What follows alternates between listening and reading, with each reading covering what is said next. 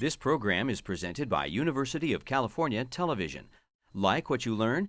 Visit our website or follow us on Facebook and Twitter to keep up with the latest UCTV programs.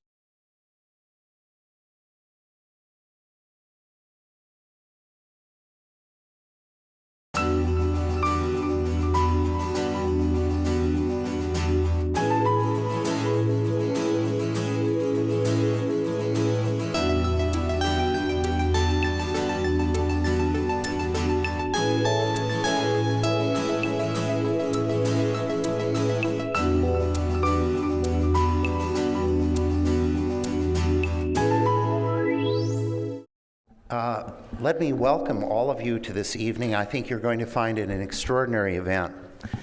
As many of you know who have been attending Taubman events for many years, we try to mark Yom HaShoah HaGevurah with some sort of film or presentation which helps us to understand the significance of the events which began to unfold in Europe in 1933 and continued, of course, until the end of the war in 1945. So we have a distinguished writer with us. And I'm not going to repeat any of the things that are in your brochure, right? You don't want me to do that. But I want to read you a short comment by the reviewer of this book, 3 Minutes in Poland, by Louise Steinman. And she wrote, in the pages of Glenn Kurtz's marvelous book, the ghosts from those 3 minutes are breathtakingly brought to life. I was stunned by that, because as some of you know, I spent a portion of the summer teaching in Poland for the World Union of Progressive Judaism, and I remember this one moment that was singularly powerful for me and reminded me a great deal of what our speaker tonight, Glenn Kurtz, is doing. I was taking a train from Warsaw to Krakow. Some of you may have taken that same train. And I realized that the beautiful countryside that we were going through was the last thing that millions of Jews saw before they were taken to the death camps. That same rail line is the one that goes to places like Auschwitz-Birkenau. And I realized that the landscape of Poland, for me as an American Jew, was haunted. It's a haunted landscape. And so to have Glenn Kurtz here this evening to take us back to 1938, and to take us into the lives of the people of this village is an extraordinary event that perhaps takes some of us into that haunted landscape. Please welcome now Glenn Kurtz.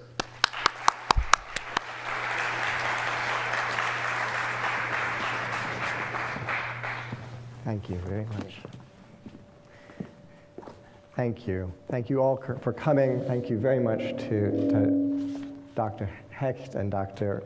Wallach for inviting me into the Taubman Symposia, for inviting me. It's really a privilege to be here. I'll tell you a story tonight that begins, like so many stories, with my grandparents' vacation videos. My grandparents were both born in Poland in the 1880s and came to the United States. Is that okay? All right.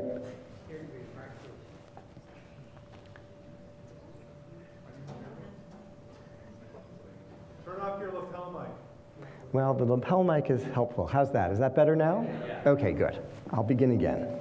My grandparents were both born in the 1880s in Poland and came to the United States as small children with their families in the 1890s. I never knew my grandfather, who died before I was born. And my grandmother, although she lived to be 96 years old, never, ever spoke about her childhood and certainly never spoke about her travels. Having come to the United States as small children, they had the American Jewish immigrant experience, made good, And in 1938, they traveled back to Poland, to Europe. And that is how this story begins. But I didn't know anything at all about it. In 2009, searching in my parents' closet in Florida, I came across a home movie. And this was the first thing that I saw. Our trip to Holland, Belgium, Poland, Switzerland, France, and England, 1938.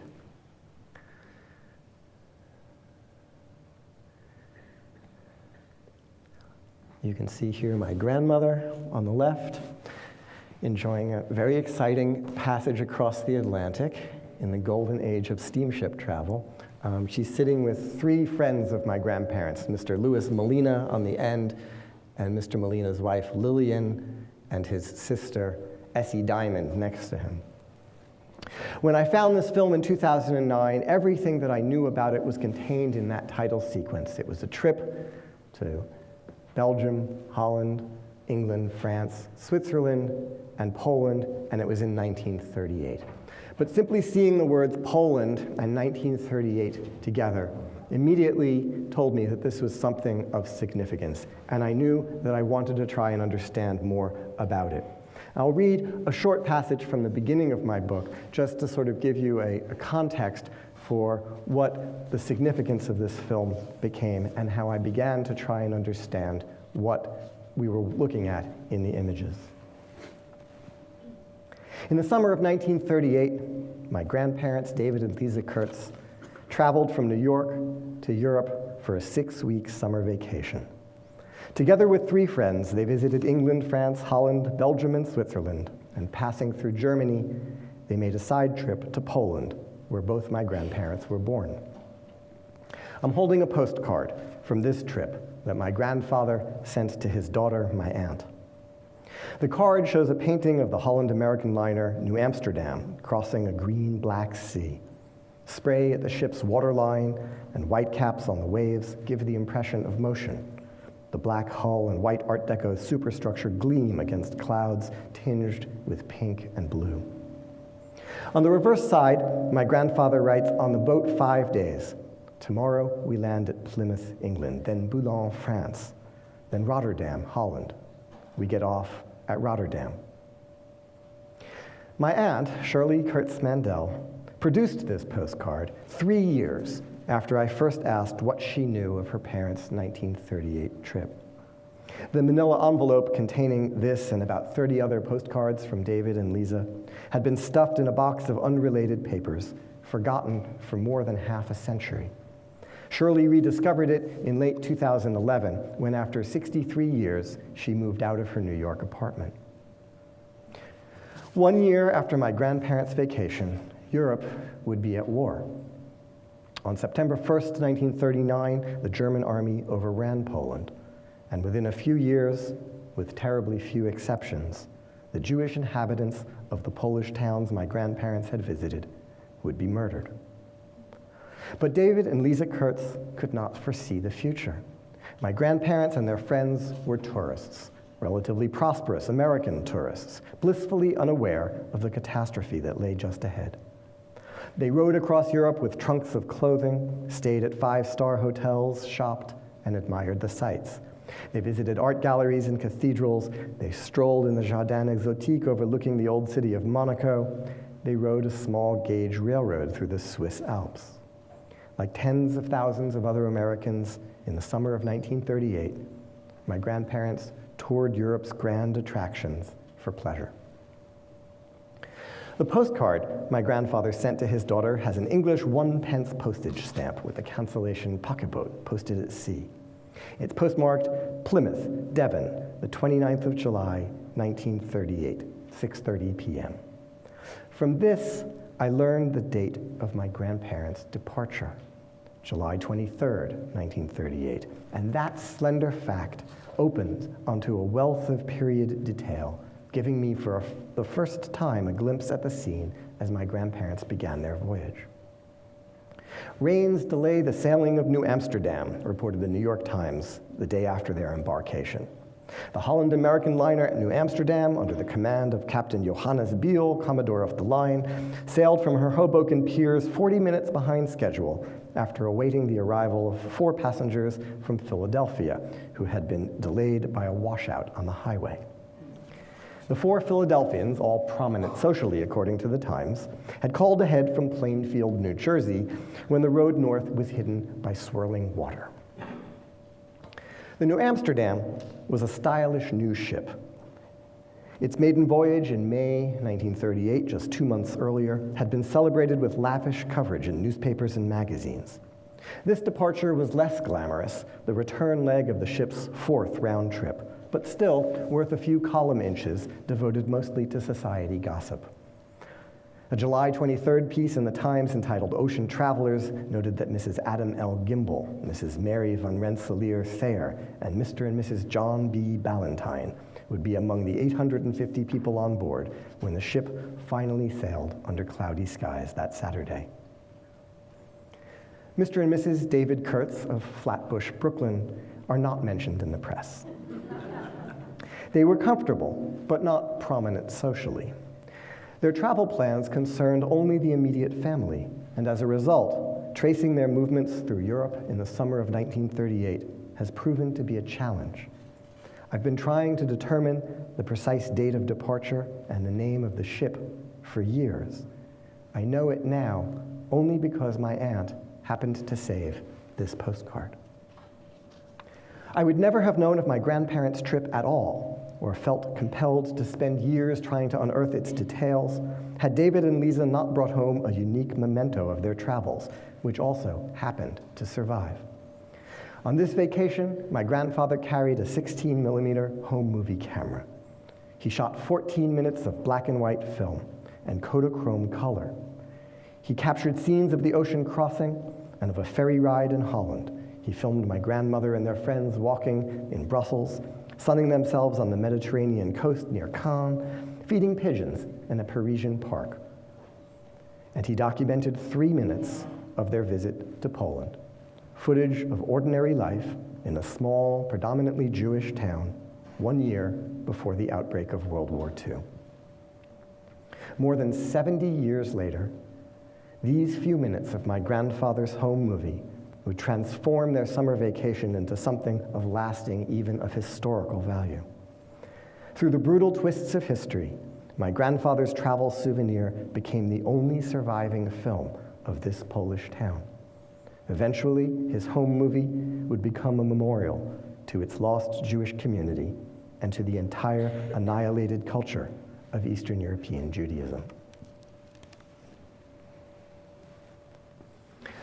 The majority of the film looks very much like everybody else's vacation footage, millions of which you'll see now on YouTube or on Facebook. Here they are, of course, in Holland, in Belgium,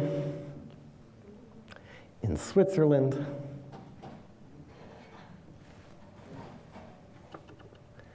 the south of France, and of course in Paris.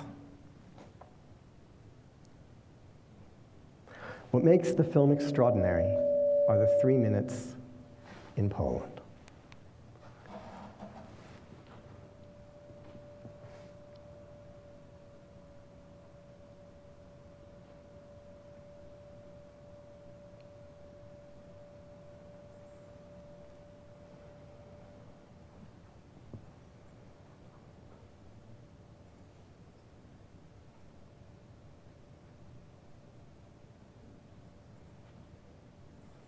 Obviously, the arrival of Americans was a big deal.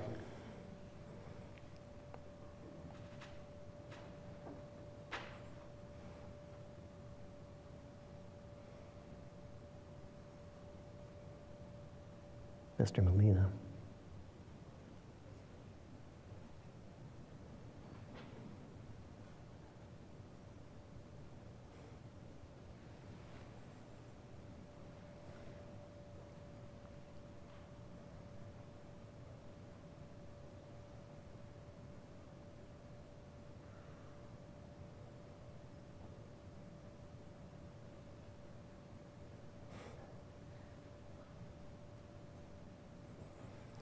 One of the things that makes this film so extraordinary is that almost 2 minutes of it are in color.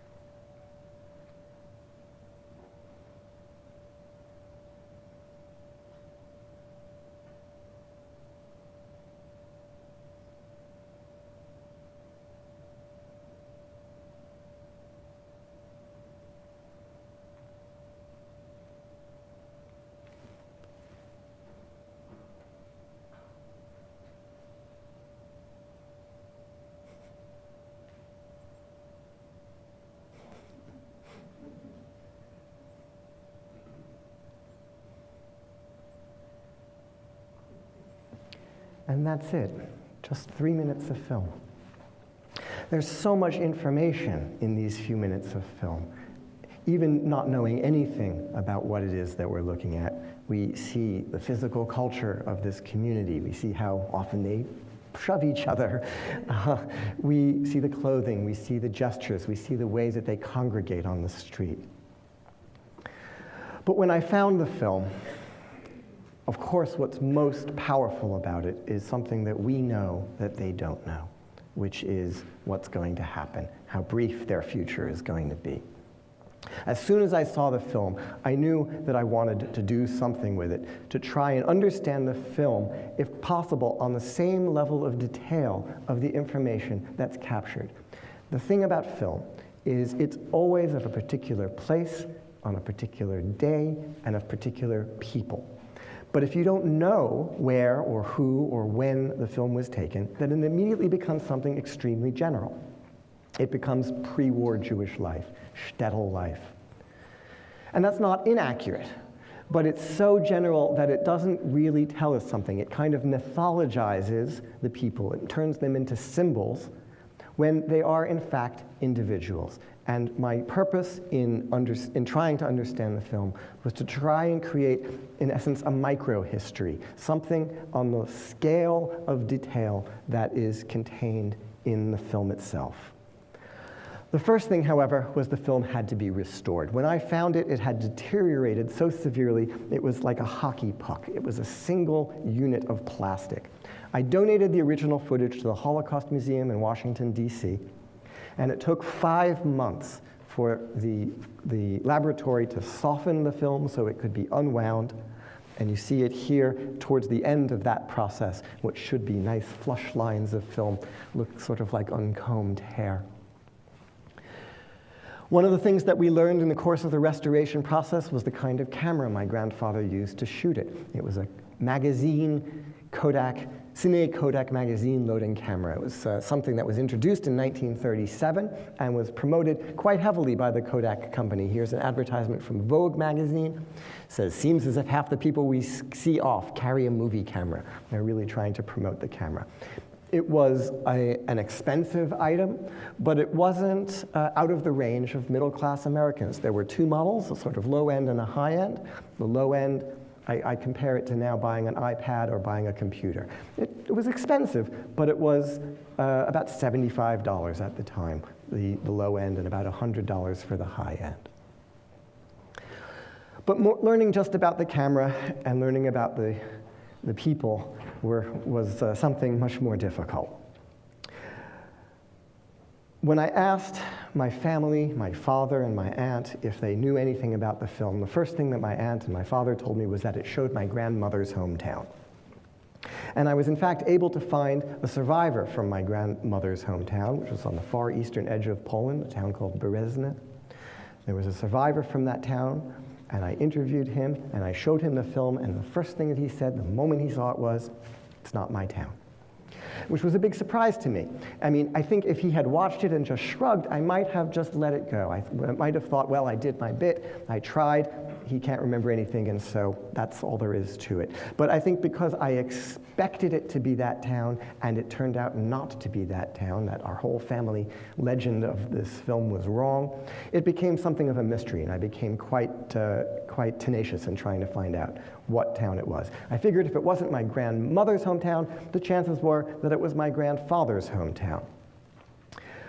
I searched in, of course, the Shoah Foundation, the Steven Spielberg Visual History Archive, and there were 5 people who had given testimony from my grandfather's hometown. But in the intervening years, 4 of those 5 people had passed away. The one woman who was still living, in fact, lived in Yonkers, not far from me in New York, and I interviewed her. But she was 7 years old when the war started, and she survived in a particularly violent way. And she was so traumatized still, even in her late 70s now, that she couldn't remember anything, or she wouldn't remember anything. She would barely even look at the film. She would look and look away and say, "I can't recall." She couldn't even confirm that the town in the film was the town where she had been a child. So I was forced to go into archives. I went to the Joint Distribution Committee archive in New York City, the YIVA archive in New York Public Library. Eventually, I went to archives around the world. And ultimately, almost a year after I first discovered the film, I found this photograph here on the right in the Ghetto Fighters House Museum Archive in Western Galilee, Israel. And that was clearly labeled Synagogue Door, Nashelsk, Poland. And you can see here on the upper panel, there's a carved lion, and here in the still from my grandfather's film, the same lion in the upper panel of the door. It was this photograph that finally confirmed that the town in the film was my grandfather's hometown of Nashelsk, Poland. Nashelsk is about 35 miles northwest of Warsaw. Here's Warsaw on the bottom, Nashelsk up at the top. In 1938, it had a population of about 4,500 people, of whom about 3,000 were Jews. Because of its proximity to Warsaw and because of a rail line that runs through it, it was on the road to Warsaw from East Prussia. And so when the German army invaded Poland on September 1st, 1939, Nashelsk was occupied almost immediately. By September 4th, 1939, the town was in German hands.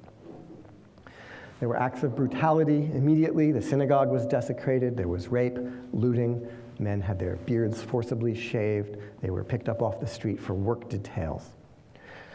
The territory that contains Nashelsk was, at the end of October 1939, annexed to the German Reich. It became part of Germany. And Himmler issued an order that all of the Jews in these annexed territories should be removed by the end of the year, by the end of 1939. And so it was only 3 months after the German invasion, on December 3rd, 1939, that the entire Jewish population of Nashelsk was deported on a single day. They were loaded onto cattle cars, shunted around different rail lines for several days, and eventually dumped in 2 towns in central Poland. Poland, of course, was divided into 3. Everyone remembers the Germans invaded from the west on September 1st, 1939. We don't remember as often that the Soviet Union invaded from the east on September 17th, 1939, and they divided the country between them. The German-occupied area was divided into 2, the annexed territories in the north, which became part of Germany, and then central Poland, which was turned into occupied Poland, the general government. And that was where the majority of the death camps eventually would be built.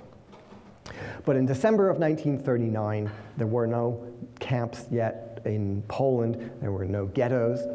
The inhabitants, the Jewish inhabitants of Nashelsk, were simply dumped as refugees in 2 towns, Lukov and Izerich. These two towns at that time were just towns in Poland with Jewish populations similar to the one in Nashelsk. Eventually, however, those two towns would be turned into among the largest feeder ghettos. They would be filled, and then in a major action, the entire town would be emptied and sent to Treblinka. And then the ghetto would be refilled with new arrivals from elsewhere in Europe.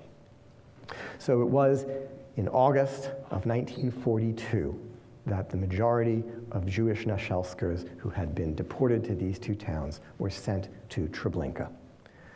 By the end of the war, of the 3,000 Jews who had lived there when my grandparents visited, fewer than 100 were still alive. And that was in 1945. I began my search in 2009.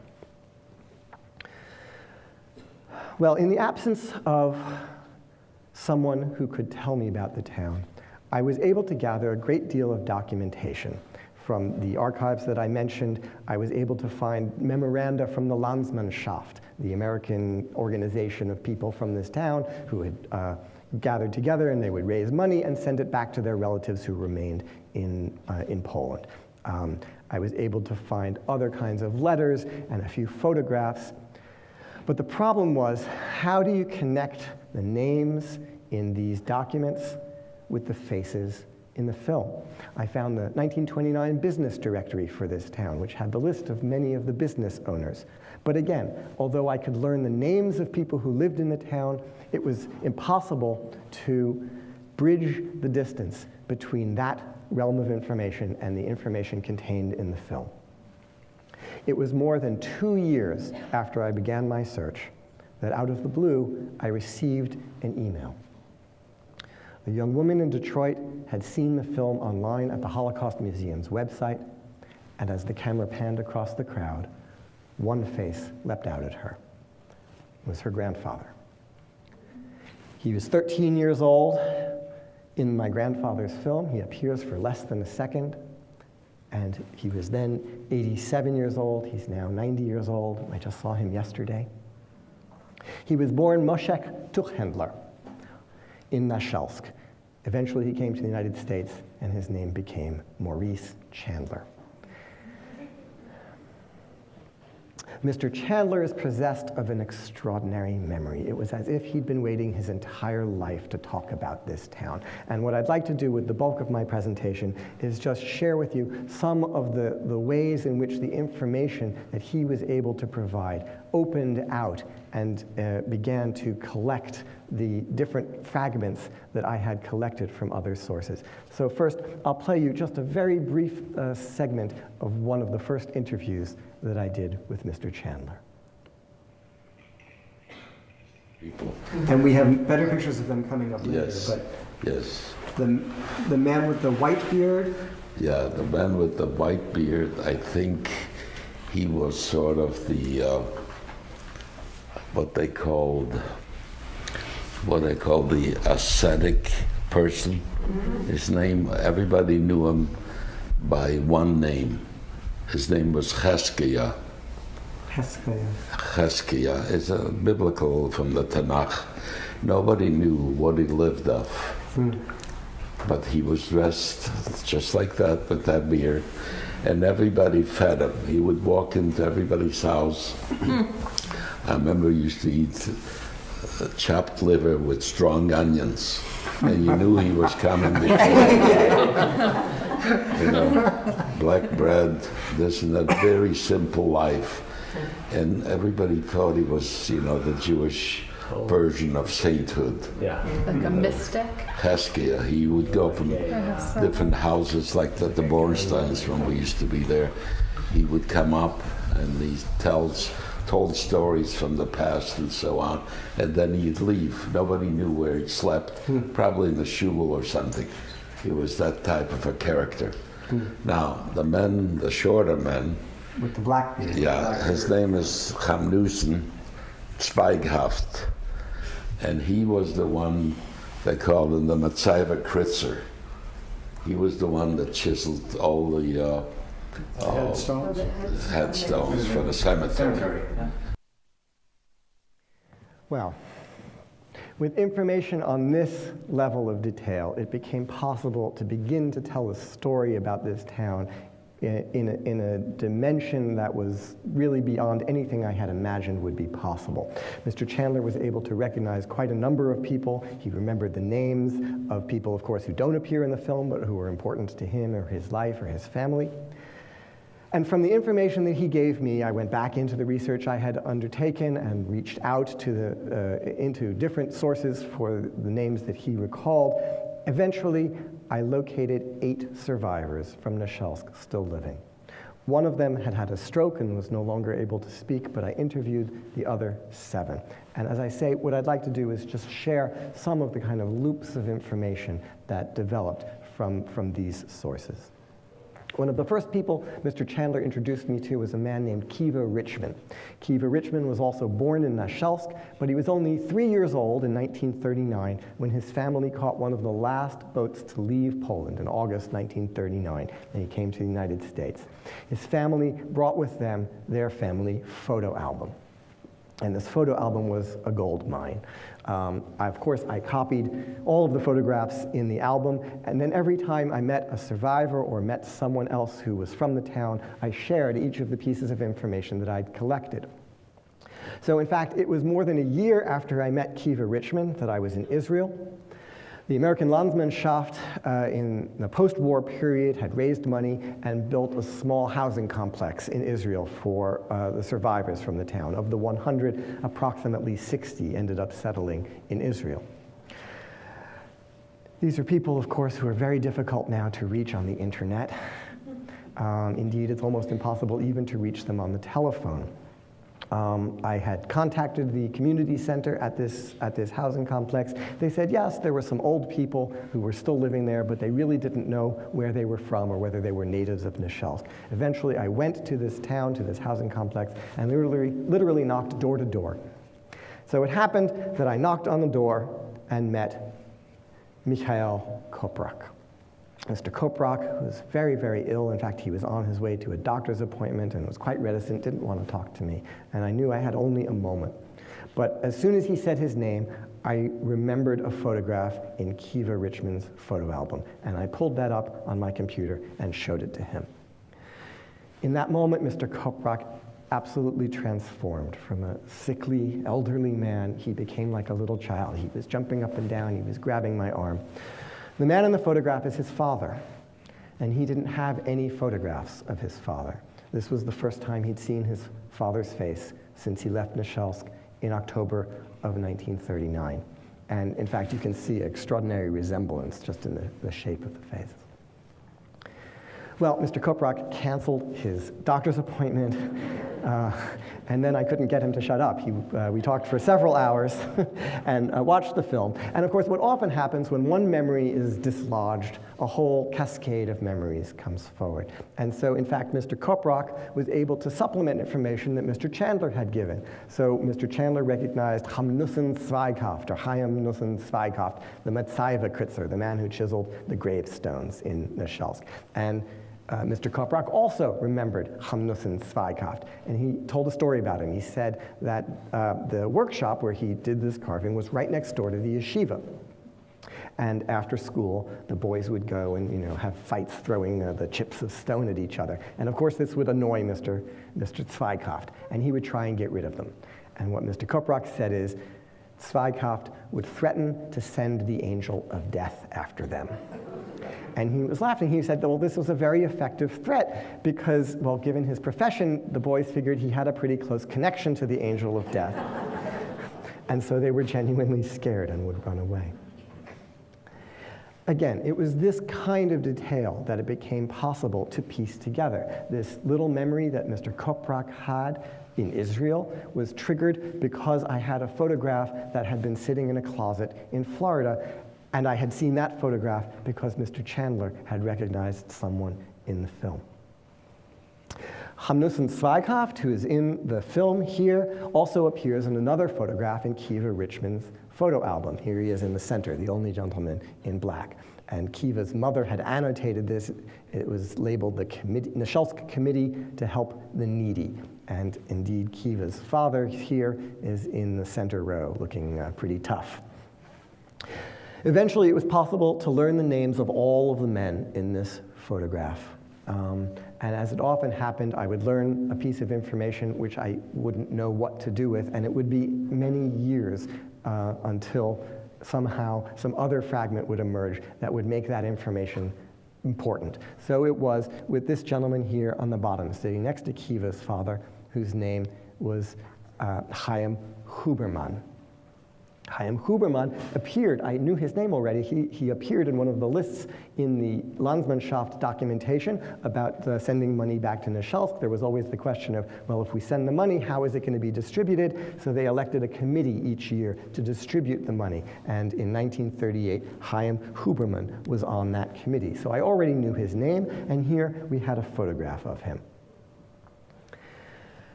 Chaim Huberman's name also appears in another document which I found somewhat later at Yad Vashem in Israel. The only document in their collection which refers to Neshelsk is this. It's a protocol of a meeting of the Committee to Aid the Jewish Refugees in Lukov. So this would have been after the deportation to one of the towns, Lukov. The Jewish community of Neshelsk was trying to reform itself, and the notes of the meeting, like notes of every other meeting, they decide to elect a president and a secretary, and the names of the people present are listed. Among them is Chaim Huberman. Here is his signature. And it was still another year after that when I met Andrzej Lubaniecki, another survivor from Neshelsk, who's now 96 years old and lives in Windsor, Ontario. Mr. Lubaniecki, after the war, he had been in the Red Army, and he ended up in Warsaw after the war. He became friends with a man named Beryl Mark. Beryl Mark would go on to become the first president of what's called the Jewish Historical Institute in Warsaw. This is the repository of the Ringelblum Archive. The Ringelblum Archive is the collection of papers and documentation collected by Emanuel Ringelblum, a historian, in the Warsaw Ghetto, documenting the daily life in the ghetto, as well as collecting reports from outside the ghetto that would come through secret couriers into the ghetto. And these were then buried in milk cans underneath the ghetto and rediscovered after the war. Through his connection with Mr. Mark, Andrzej Lubaniecki was present at the discovery of the Ringelblum Archive. Among the 30,000 pieces of paper in the Ringelblum Archive were 2 pages, which are the only first-hand account of the deportation from Neshelsk. And eventually, I found as well in a report from 1941 that was in that archive, there's a report from on the conditions in the different towns in the Lublin district of Poland. And as a PS on one piece of paper, there's the note that says, our friend, the counselor from Neshelsk, Chaim Huberman, was shot for giving something to the Russians. So in fact, Chaim Huberman, and it gives the date on which that occurred, October 15th, 1941, in Lukov. Chaim Huberman was the only member of the Neshelsk Jewish community whose precise date of death I was able to determine.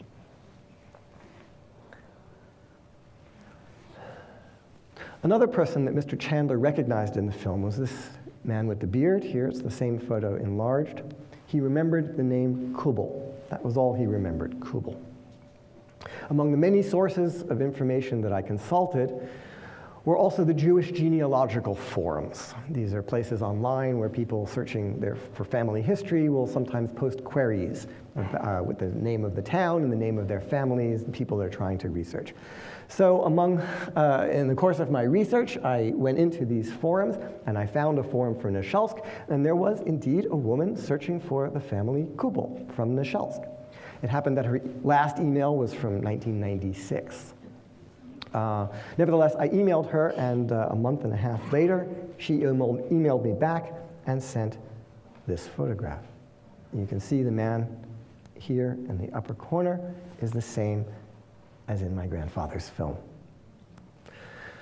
The woman on the far right here in the snazzy plaid outfit, Sura Kubel, is the woman that I spoke to. That was her mother. Sura Kubel had come to the United States in November of 1938, the only member of her family to leave Poland. She lived with her sisters and the one brother. The other man standing is the eldest sister's husband, Josef Lederman. But the woman that I spoke to didn't even know the names of her mother's siblings. Her mother had passed away. She had found these photographs after her mother's death, and her mother had never spoken about her family in Poland. Again, eventually it was possible to learn the names of all of these people, all of the siblings of her mother. And the parents had died in the aftermath of World War I, most likely in the Spanish flu epidemic, and the 5 sisters and 1 brother lived together in Nashelsk and ran a housewares store. Mr. Chandler remembered them because he recalled that his mother referred to them as the Mädlich, the girls. After Sura Kubel's death, her children, Faith Olstein, whom I was talking to, and then her son, Jerry Goldsmith, whom I met somewhat later, found a bundle of letters that the Kubel sisters had sent to Sura starting in November 1938 and ending in the spring of 1942. In those letters were a couple of other photographs, including this one, which Jerry Goldsmith, Sura Kubel's son, had and had never realized was the same people. If you look at it, it's in fact the same family members. Shandel here, the eldest, who's sitting in the center, she's the only one who moves. Otherwise, the positions are all the same, with the exception of Sura, who was, of course, already in Brooklyn. The transformation in these faces is, to me, one of the most haunting things that I encountered in the course of my research. The difference in Shandel's face alone is, to me, extraordinarily chilling. This was contained in a letter from 1940, so while they were in the Warsaw Ghetto. And obviously things were still fairly good because they're well-dressed and they have the resources to have a photograph taken. But the expression in their faces was something so altered that I think that alone tells a story. The men obviously have shaven their beards to be less conspicuously Jewish. And the look in Shandel's face, I'm going to go back once more. Oops, sorry. Here, quite self-sufficient and self-possessed, and just 2 years later. I'll come back to the Kubel family in a moment. There were quite a number of treasures in the Kubel family archive. They also had this photograph. They didn't even know why they had it. Eventually, we noticed that the brother, Avram Kubel, is here, in fact, standing next to the same gentleman he stands next to in my grandfather's film.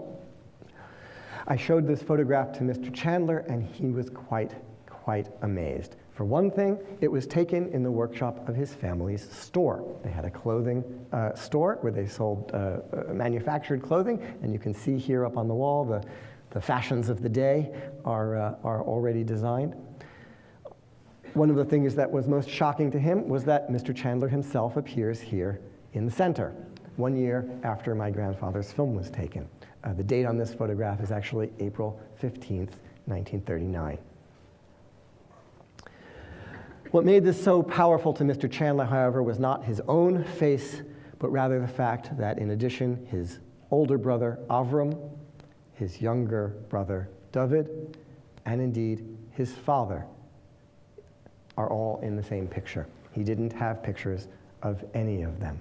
This was the closest thing that he ever saw to a family photograph.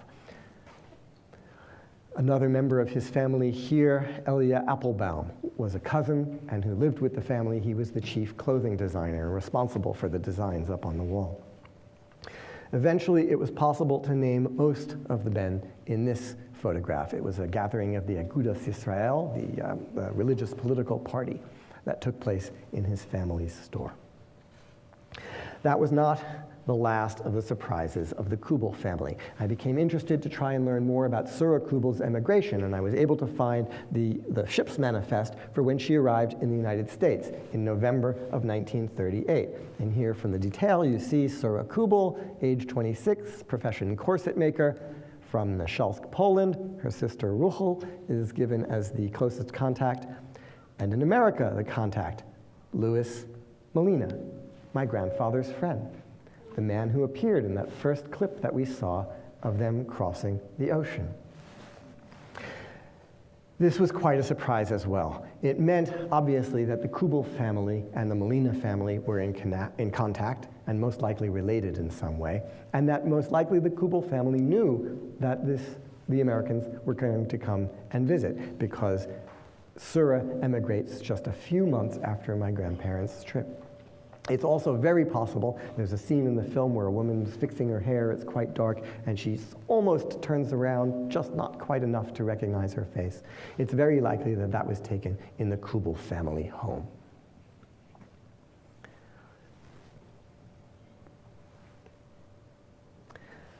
When my grandparents returned on September 5th, 1938, I think that what they felt they had brought home was just a travel souvenir, a memento of their trip. I think they had no idea the significance of what they had accomplished. And I'll read just another brief passage from the end of my book to try and give a bit of context for what the significance of the film eventually became. In April 2013, Maury, Mr. Chandler, invited me for a festive brunch with Kiva Richman and Jerry Goldsmith, Sura Kubel's son. Two men born in Neshelsk, and the son and a grandson of Neshelskers. We ate bagels and lox and whitefish and capers, cakes and cookies, drank coffee and orange juice and quite a bit of champagne. For several hours, we sat around the table talking about the paths that had led us to be there together and the connections that made us feel like family. Jerry Goldsmith had brought along the letters and photographs that Sura Kubel's sisters in Neshelsk had sent to her in Brooklyn after her emigration. The letters began soon after Sura's departure in November 1938, and they ended in the spring of 1942, when the German authorities prepared for the destruction of the Warsaw Ghetto. Most of the letters were in Yiddish, which Jerry had never had translated. But one card in Polish had an attached translation, typewritten on the stationery of the International Red Cross. Dated September 17, 1940, it stated, "Our entire family is alive and well. We all live in Warsaw on Muranowska Street, 1, door number 41, Eppelbaum. Please try to secure immigration permits for us." Eppelbaum, Elia Eppelbaum, was Maury's cousin, the chief clothing designer for his family's store.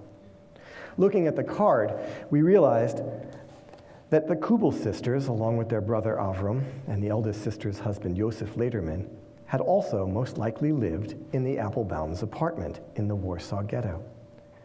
Jerry's aunts and uncles, therefore, had most likely been with Maury's family when all of them were deported to Treblinka sometime after July 22, 1942.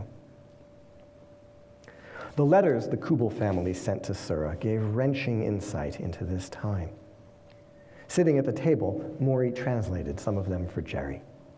The pre-war letters, written in a beautiful, almost calligraphic Hebrew script, were the kind of chatty letters that sisters write to each other. "Dear Sura, why do you write so little? I was hoping for a longer letter," one sister scolds on December 21st, 1938. "Chandala had a problem with the landlord. Thank God they made peace, everything's all right, but it didn't go that easily, and Uncle Mendel had to come twice." There was even a reference to Kiva Richman's family, noting the preparations for their departure for America in August 1939. The letters from a year later are quite different. They're no longer in Hebrew characters. The sisters write Yiddish and Polish in Roman script to allow the German censors to read. Maury translated another letter with an illegible date, probably late 1940. "We have it good here," Sura's youngest sister, Leiba, writes. "That's for the censors," Maury commented. He continued reading out loud. "Cousin Yaliris grew big." Maury suspected a code that had come into use among the Jews of the Warsaw Ghetto when writing to relatives in the United States. Yaliris, he thought, stood for the Germans. The Germans have grown big. They won't let Lechem visit us. Lechem, Maury explained, is the Hebrew word for bread. "Same thing my grandmother wrote," Kiva commented. His grandparents, too, were in the Warsaw Ghetto at that time, also writing desperate, coded letters to their family in America. Maury continued reading. "We're waiting for Ezra's brother." He stopped again and explained, "You know, Ezra in Hebrew means help. So this is..." He didn't finish the sentence. The letter was a cry for help. We sat at the table in silence until Kiva asked, "Do you have any idea how many times I've wondered why was I so lucky?" But we were all incredibly lucky. Kiva's family had left Poland in the last week before the war. Jerry's mother had escaped in November 1938 with Louis Malina's assistance. Maury had survived the war in Poland, less than 100 miles from Nashelsk and just 30 miles from the Treblinka death camp. And David Kurtz's parents had left Nashelsk in the 1880s to seek a better life in America. Our brunch that day felt like the culmination of a journey that had begun 4 years earlier, when I discovered David Kurtz's film, a journey that took a dramatic, unexpected turn 2.5 years later when I first spoke with Maury Chandler. Each of us at the table that day had contributed to the other's family histories. But it was my grandfather's film that had led to this symbolic reunion, bringing together the remnants of families and these previously isolated fragments of Nashelsk's Jewish history.